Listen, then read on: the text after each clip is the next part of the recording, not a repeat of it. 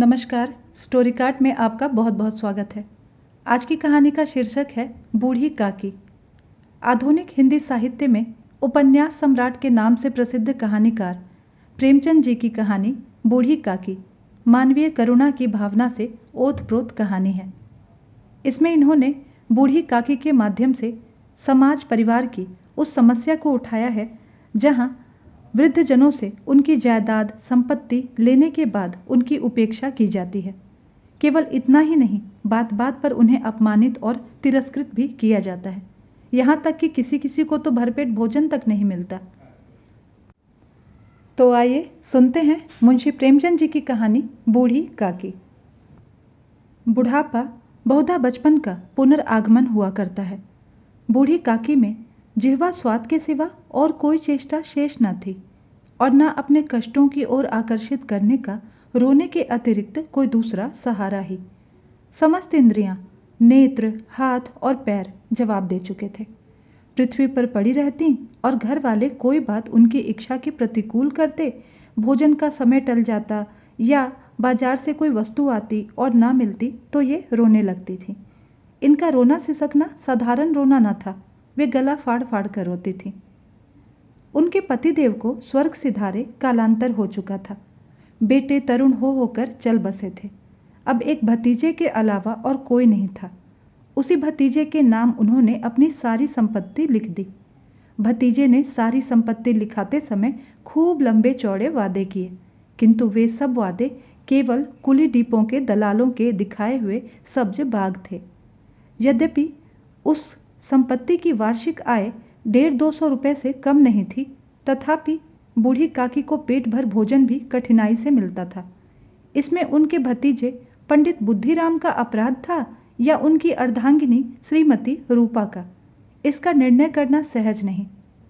बुद्धिराम स्वभाव के सज्जन थे, किंतु उसी समय तक जब तक कि उनके कोष पर आंच न आए। रूपा स्वभाव से तीव्र ही सही, पर ईश्वर से डरती थी। अतः बूढ़ी काकी को उसकी तीव्रता उतनी न खलती थी जितनी बुद्धिराम की भलमंद साहत।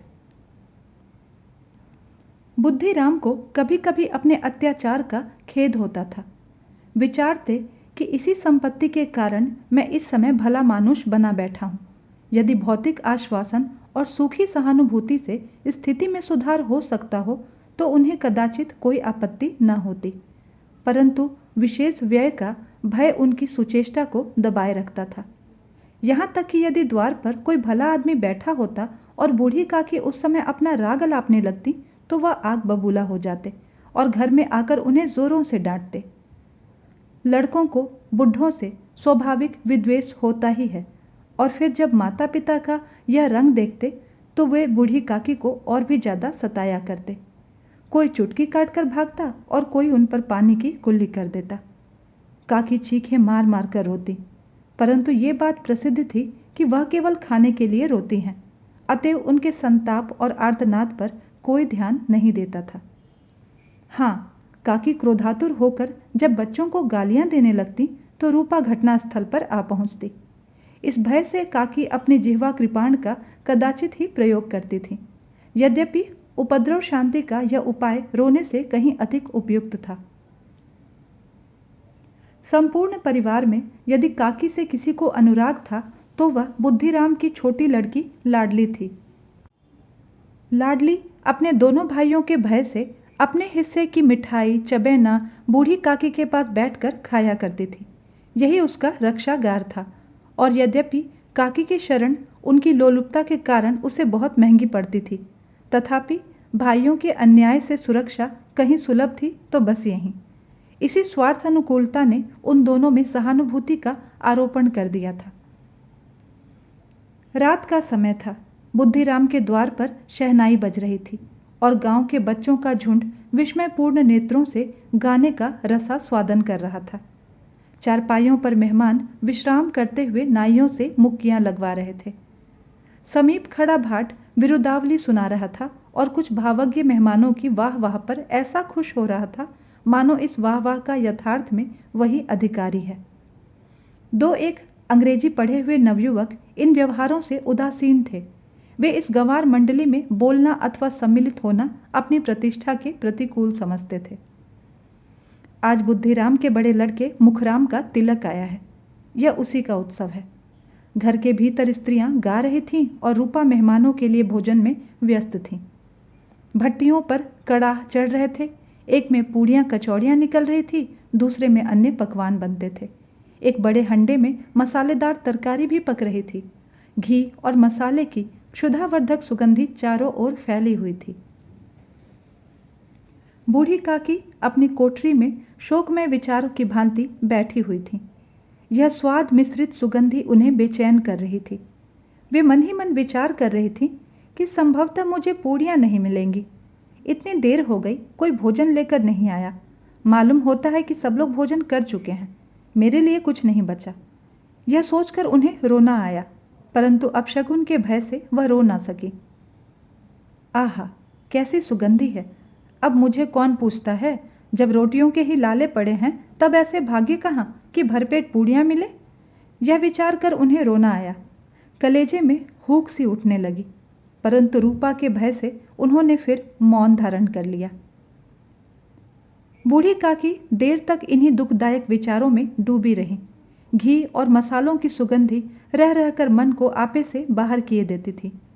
मुंह में पानी भर भर आता था। पूड़ियों का स्वाद स्मरण करके हृदय में गुदगुदी होने लगती थी। किसे पुकारूं? आज लाडली बेटी भी नहीं आई। दोनों छोकरे सदा दिख दिया करते हैं, आज उनका भी कहीं पता नहीं। कुछ मालूम तो होता कि क्या बन रहा है। बूढ़ी काकी की कल्पना में पूड़ियों की तस्वीर नाचने लगी।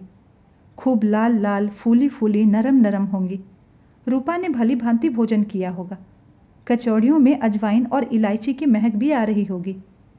एक पूड़ी मिलती तो जरा हाथ पर लेकर देखती। क्यों ना मैं चलकर कड़ाह के सामने ही बैठूं? पूड़ियां छन छन कर तैयार हो रही होंगी। कड़ाह से गरम गरम निकाल कर थाल में रखी जाती होंगी।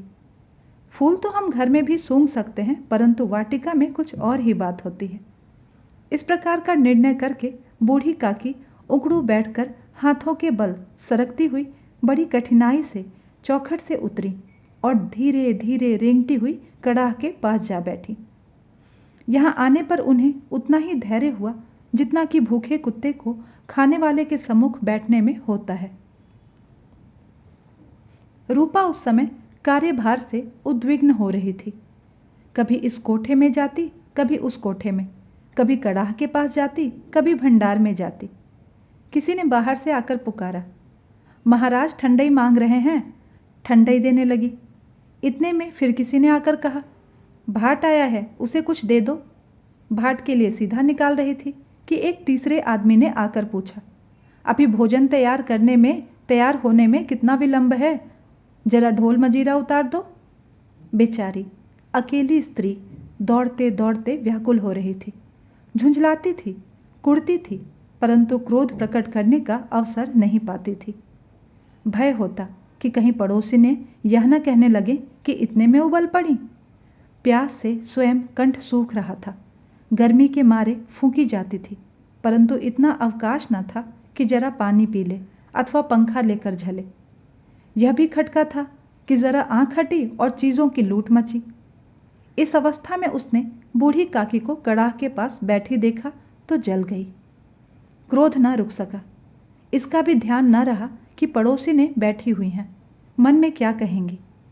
पुरुषों में लोग सुनेंगे तो क्या कहेंगे?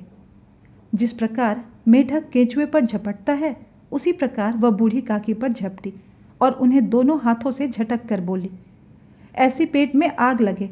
पेट है या भाड़? कोठरी में बैठते हुए क्या दम घुटता था?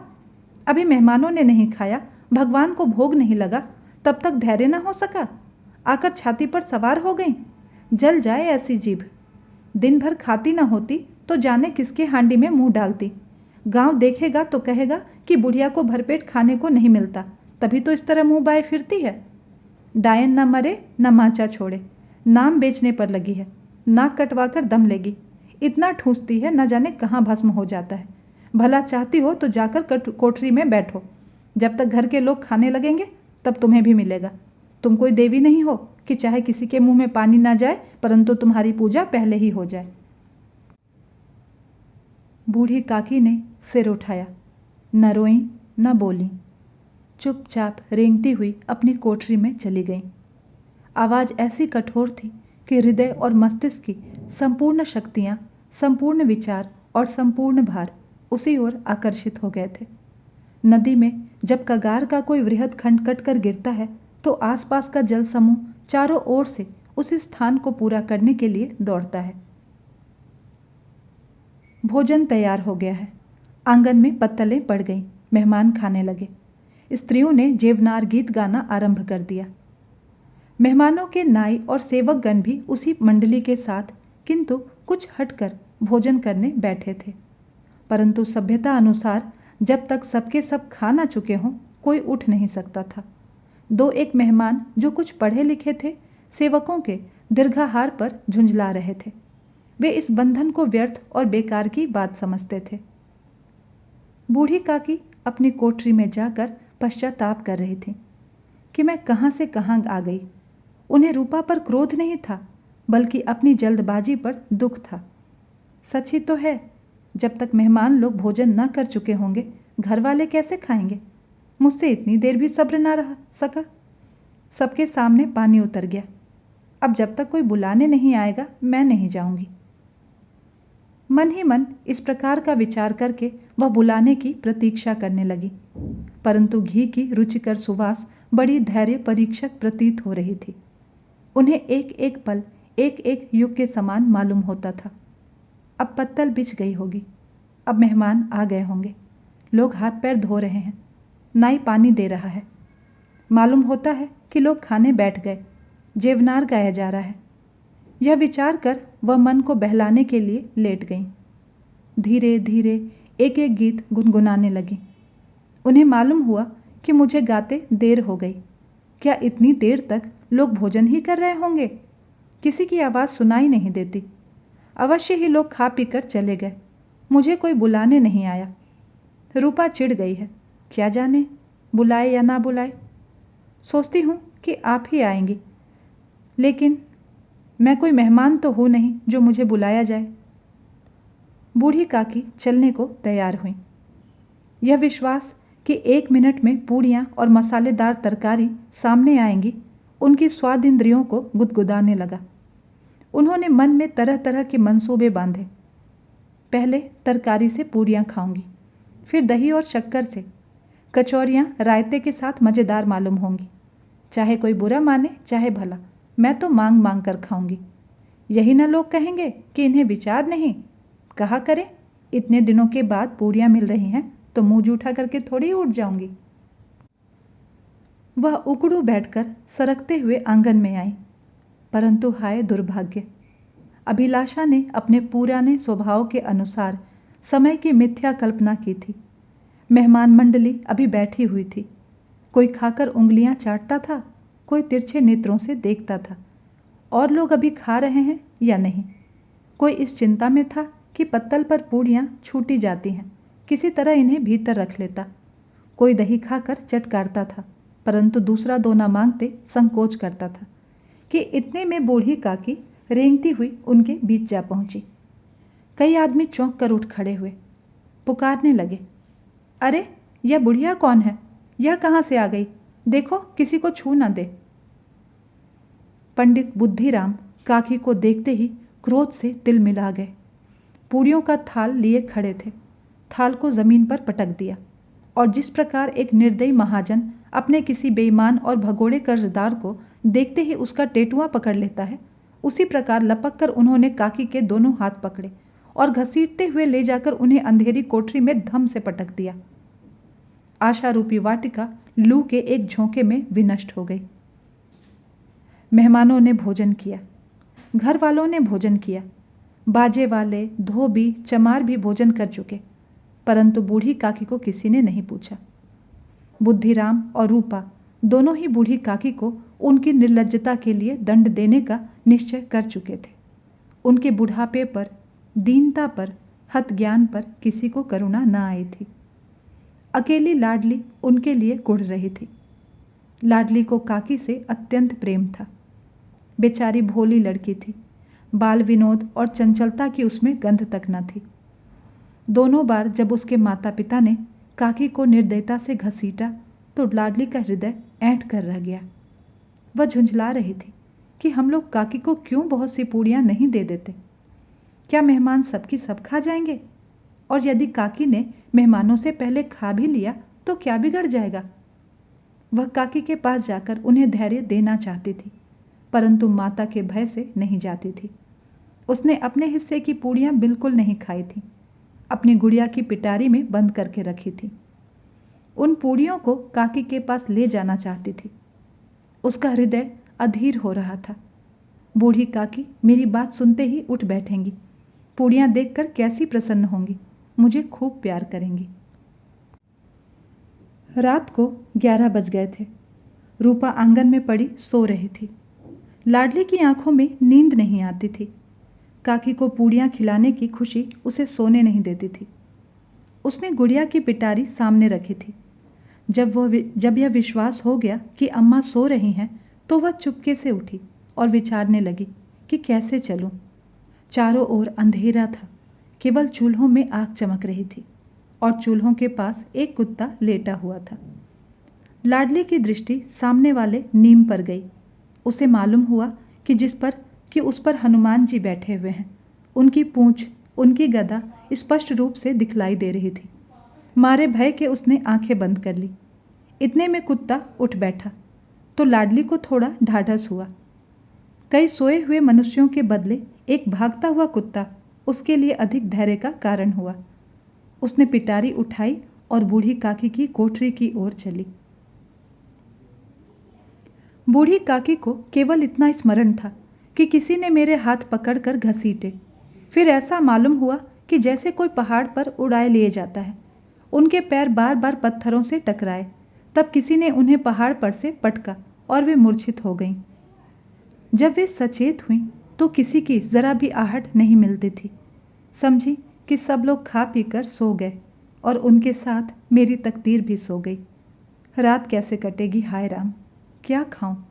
पेट में अग्नि धधक रही है। किसी ने मेरी सुधि नहीं ली हाय। क्या मेरा पेट काटने से धन जुड़ जाएगा? इन लोगों को इतनी भी दया नहीं आती कि ना जाने बुढ़िया कब मर जाए, उसका जी क्यों दुखावे। मैं पेट की रोटियां ही तो खाती हूँ और तो कुछ नहीं, इस पर यह हाल। मैं अंधी अपाहिज ठहरी, कुछ न सुनूं न बूझूं।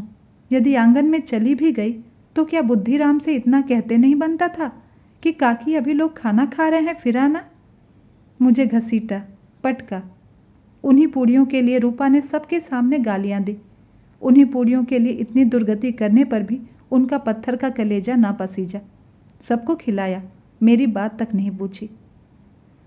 जब तक दी ही नहीं तब अब क्या देंगे, यह विचार कर काकी निराशा में संतोष के साथ लेट गई।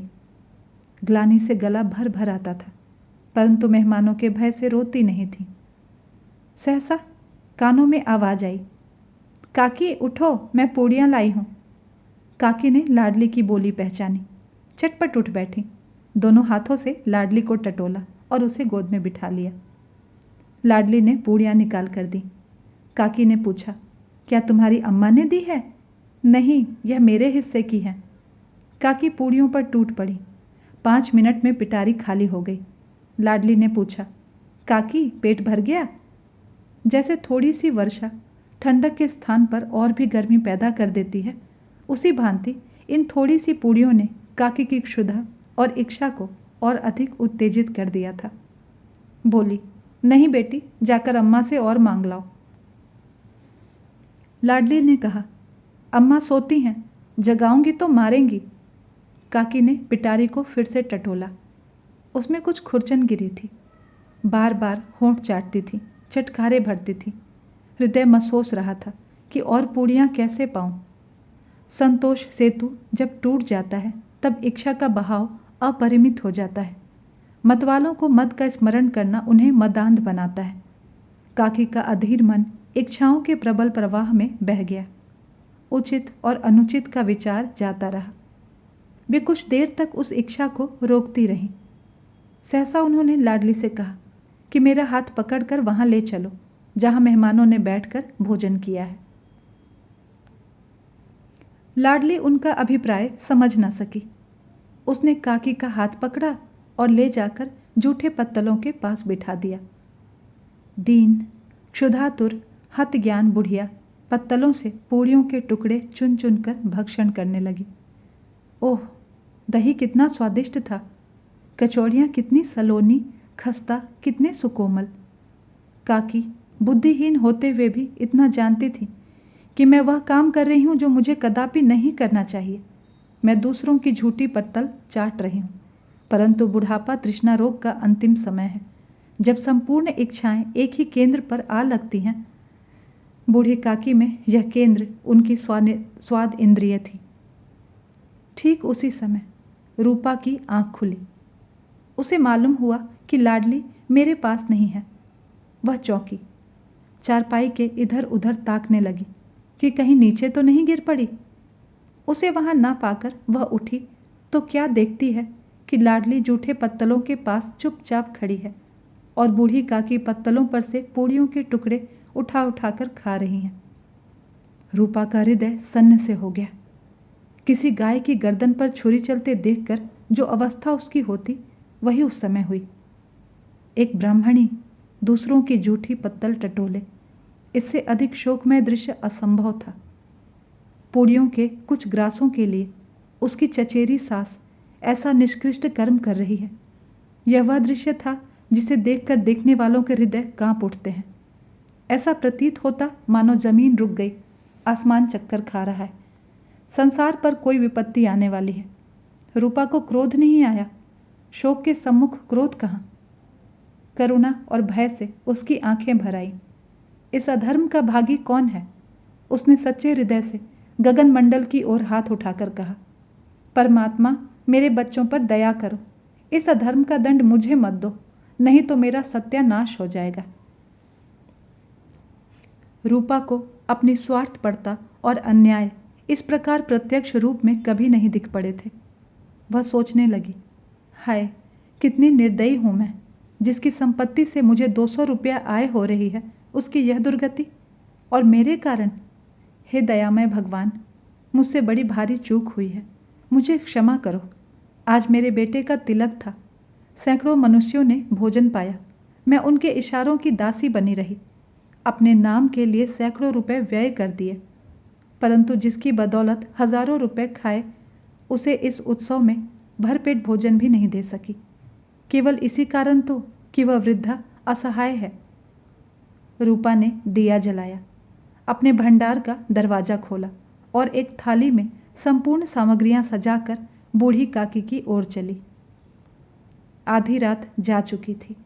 आकाश पर तारों के थाल सजे हुए थे और उन पर बैठे हुए देवगण स्वर्गीय पदार्थ सजा रहे थे, परंतु उसमें किसी को वह परमानंद प्राप्त न हो सका था जो बूढ़ी काकी को अपने सम्मुख थाल देखकर प्राप्त हुआ। रूपा ने कंठारुद्ध स्वर में कहा, काकी उठो, भोजन कर लो। मुझसे आज बड़ी भूल हुई, उसका बुरा न मानना। परमात्मा से प्रार्थना कर दो कि वह मेरा अपराध क्षमा कर दे। भोले भाले बच्चों की भांति जो मिठाइयाँ पाकर मार और तिरस्कार सब भूल जाता है, बूढ़ी काकी वैसे ही सब भुलाकर बैठी हुई खाना खा रही थी। उनके एक एक रोए से सच्ची सदिच्छाएं निकल रही थीं और रूपा बैठी स्वर्गीय दृश्य का आनंद लेने में निमग्न थी। तो दोस्तों, अगर आपको ये कहानी अच्छी लगे तो ज़रूर लाइक कीजिए और ऐसी ढेरों कहानियाँ सुनने के लिए हमारे चैनल को सब्सक्राइब भी ज़रूर कीजिए। धन्यवाद।